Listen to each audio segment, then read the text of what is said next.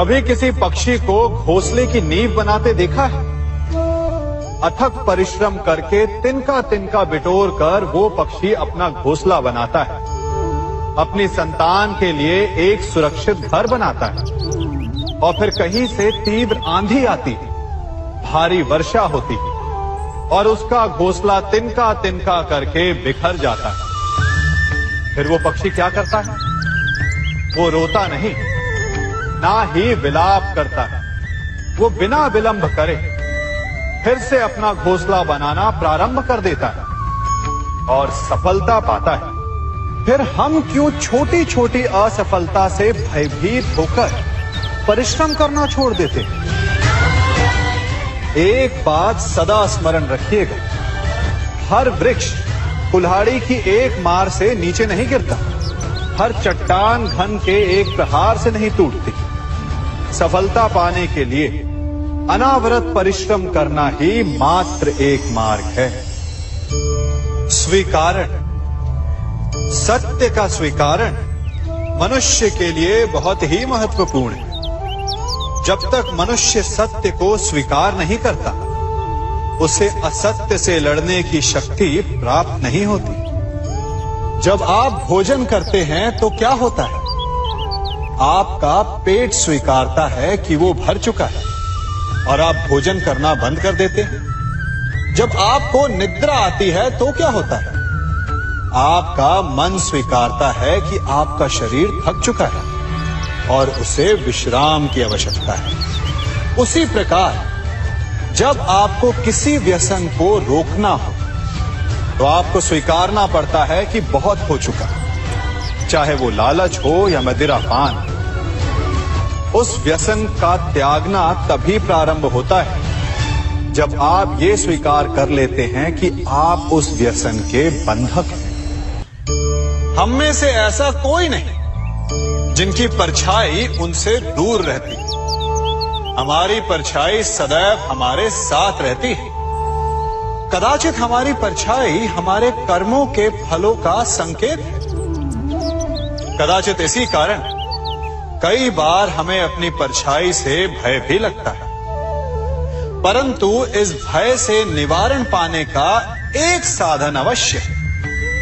वो है सूर्य की ओर मुख करना या किसी प्रकाश के स्रोत की ओर मुख करना, क्योंकि तब हमें हमारी परछाई दिखाई नहीं देती।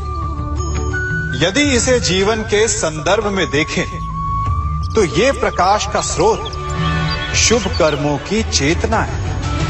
यदि आपके मन में शुभ कर्म करने की इच्छा है तो आपको कभी भी अपने कर्मों के फल का भय नहीं होगा, क्योंकि यदि आपका मन शुद्ध होगा तो आपके कर्म शुद्ध होंगे और शुद्ध कर्मों का फल कभी अशुद्ध नहीं हो सकता। आज मैं आप सबको एक कथा सुनाता हूं। एक दिन प्रातः एक व्यापारी अपने घर से निकला। घर से निकलते ही एक बिल्ली ने उस व्यापारी का मार्ग काट दी। व्यापारी घबरा गया। वो फिर से घर लौट गया और शुभ घड़ी की प्रतीक्षा करने लगा। और जब वो पुनः अपने घर से निकला तब वो वाहन जा चुका था जिससे राजा तक पहुंचकर उसे भेंट देनी थी। राजा को भेंट नहीं मिली। राजा क्रोधित हो गए। राजा ने उस व्यापारी का व्यापार बंद करवा दिया। इस कारण व्यापारी क्रोधित होकर घर पर अपनी पत्नी से लड़ बैठा। पत्नी अपने बच्चों समेत मैके वापस चली गई और उस व्यापारी के जीवन में यदि कुछ रह गया था तो केवल अंधकार। और इन सब का कारण वो उस बिल्ली को मानता रहा जिसने उसका मार्ग काटा था। ऐसा ही एक दूसरा व्यापारी राजा को भेंट देने निकला और उस व्यापारी का मार्ग भी एक बिल्ली ने काट दिया। वो व्यापारी तनिक घबराया, परंतु उसने आगे बढ़ना अधिक उचित समझा। राजा तक वो समय पर पहुंचा। उसने राजा को भेंट दी। राजा प्रसन्न हुए और राजा ने व्यापारी को अपना व्यापार बढ़ाने की अनुमति दी, स्वर्ण आभूषण दी। जब व्यापारी घर पर पहुंचा तो पत्नी को आभूषण और अपने बच्चों को देने के लिए वस्त्र थे उसके पास। हर ओर प्रसन्नता थी। समझ रहे हैं ना, दोनों के साथ एक ही प्रकार की घटना हुई, परंतु दोनों की प्रतिक्रिया भिन्न थी। ऐसा ही हमारा जीवन भी है। हमारे जीवन में प्रारब्ध का अपना स्थान है, परंतु उससे कई अधिक महत्वपूर्ण हमारी प्रतिक्रिया, हमारे सोच का प्रभाव है। क्योंकि यही हमारे जीवन को आकार देते हैं। इसलिए अपनी सोच को सकारात्मक रखिए, आपका जीवन सदैव आनंदमय रहेगा। आप इन दो पात्रों को देख रहे हैं। मेरे इस पात्र में जल है और ये पात्र मिष्ठान से भरा हुआ है। दोनों ही पात्र भरे हैं, परंतु देखिए, मिश्री को जल में मिला दिया, जल ने मिश्री को अपना लिया, मिश्री ने अपना अस्तित्व खो दिया। परंतु जल को अभिमान है कि उसका अस्तित्व अभी भी बना हुआ है। परंतु जो इस जल को चखेगा उसे अवश्य पता चल जाएगा कि ये जल अब वो जल नहीं रहा, ये अब शरबत बन गया। हमारा त्याग, हमारे बलिदान भी ऐसे ही होते हैं। जो इस बात को अनुभव करते हैं वो समझ सकते हैं कि कैसे हमने समय की धारा को बदल दिया। जो बलिदान देते हैं उनका अस्तित्व कभी नष्ट नहीं होता, अपितु उनका बलिदान संसार में कुछ ना कुछ परिवर्तन अवश्य लाता है। हम सभी कभी न कभी, कहीं न कहीं अपने जीवन में यात्रा अवश्य करते हैं। हमारी यात्रा में कभी पक्के रास्ते आते हैं तो कभी कच्चे रास्ते। पक्के रास्ते मनुष्य बनाता है और कच्चे रास्ते जानते हैं कैसे बनते हैं? चलते चलते बन जाते हैं। जब लोग एक स्थान से जाते हैं तो पैरों के दबाव से नीचे की घास कुचल जाती है। बार बार उस मार्ग से जाने से धीरे धीरे मार्ग स्वतः ही बन जाता है। और यही जीवन है, यही नियति है। जब आपके जीवन में आपको मार्ग ना मिले तो रुकिए नहीं, आगे बढ़ते रहिए और आपके पैरों के दबाव से मार्ग स्वतः ही बन जाएगा।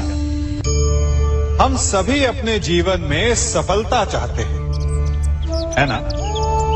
उसके लिए हम रात दिन परिश्रम करते हैं, कड़ी मेहनत करते हैं, परंतु फिर भी असफल हो जाते हैं। परंतु ऐसा क्यों होता है? कभी सोचा आप सबने?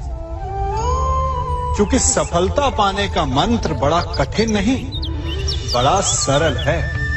उचित विचार, उचित समय, उचित स्थान पर उचित प्रहार। जब आपके विचार, समय, स्थान और प्रहार यानी परिश्रम उचित है तो सफलता आप ही को मिलेगी। जिस प्रकार एक लोहार लोहे से कुछ बनाते समय उस लोहे के सही ताप तक के आने की प्रतीक्षा करता है और समय आने पर उचित स्थान पर पर्याप्त बल से प्रहार करता है और लोहा आकार ले लेता है, ठीक उसी प्रकार आपकी सफलता भी आकार लेती है।